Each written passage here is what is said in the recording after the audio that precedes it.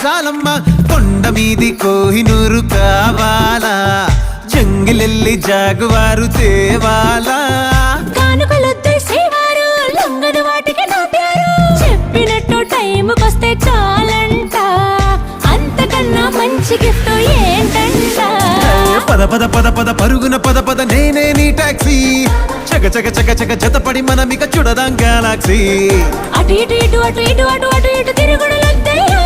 నీ భుజాలపై ప్రయాణమే చేసే ఛాన్స్ చాలయ్యో యురేఖ నువ్వు కేక